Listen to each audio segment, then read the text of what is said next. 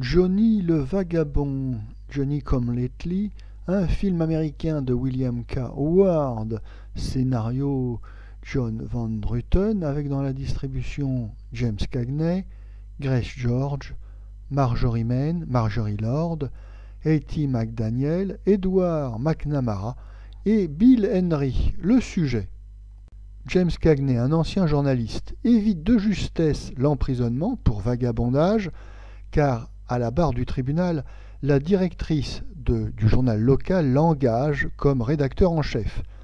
Après un instant d'hésitation, il décide de l'aider dans sa croisade contre un homme politique véreux, Edward McNamara, qui a la main mise sur la région.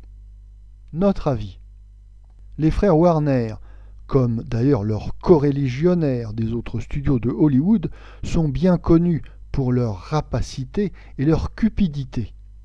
Enchaînés par des contrats de 7 ans, les grandes stars de la Warner sont rémunérées d'une manière modeste au regard des bénéfices colossaux encaissés par les frères Warner. C'est ainsi que Bette Davis, Olivia de Havilland et James Cagney essaieront par différents moyens de s'échapper de l'enfer de la Warner pour devenir indépendants, ou du moins pour être mieux rétribués.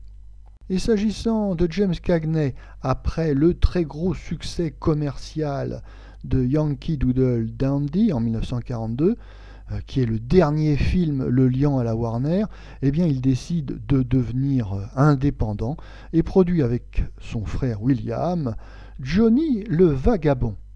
L'intention est noble, mais malheureusement, ce film Johnny le Vagabond est fort décevant. James Cagney a bâti toute sa gloire en jouant des personnages violents, bagarreurs, de gangsters, de boxeurs, de personnages rusés et un petit peu filous. Et malheureusement, comme tous les acteurs qui ont joué des mauvais garçons, comme toutes les actrices qui ont joué les filles faciles, eh bien James Cagney est en mal de respectabilité. Et il veut s'offrir un film où il va avoir un rôle positif, un héros comme il y en a dans les livres de la Bibliothèque verte, un chevalier blanc défendant la veuve et l'orphelin, et malheureusement c'est une grave erreur. En effet, Johnny le Vagabond est un film mièvre, fade, sans odeur, sans saveur, vieux jeu démodé à sa sortie, très lent dans son rythme et qui reprend toute une série de clichés 1000 fois vus qui ont tout pour agacer le spectateur. Nous ne sommes pas dans un film Warner, mais on reprend malheureusement la ligne éditoriale Warner, où on va nous raconter pour la 1000e fois le combat héroïque de la presse indépendante et démocratique contre la tyrannie, l'injustice, la corruption, la presse protectrice des libertés individuelles. Et comme par hasard, le seul politicien du film qui viendra en aide à James Cagney dans sa lutte contre la corruption n'est autre qu'un élu du Parti démocrate.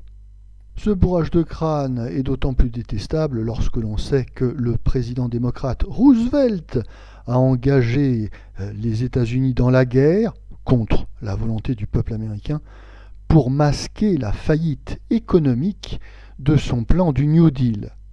On notera d'ailleurs un certain comique involontaire dans le scénario, puisque la meneuse qui déclenchera une émeute pour libérer James Cagney de la prison où il est enfermé n'est autre qu'une prostituée, une propriétaire de maison de tolérance, alcoolique de surcroît. Oui, qui mieux qu'une prostituée alcoolique peut défendre les valeurs progressistes de la gauche américaine. Malgré ses défauts, le film Johnny le Vagabond connaîtra un honnête succès à sa sortie, mais les autres films indépendants de James Cagney ne marcheront pas, et il sera contraint en 1948 de rentrer au bercail, de rentrer à la Warner, selon le mot de Jack Warner, qui mieux que la Warner sait ce qui est bon pour James Cagney. Et donc en 1948, James Cagney va rejouer ses rôles de mauvais garçon, mais puissance 10, avec un personnage ultra violent et extrêmement dangereux. Ça sera en 48 le film White Heat.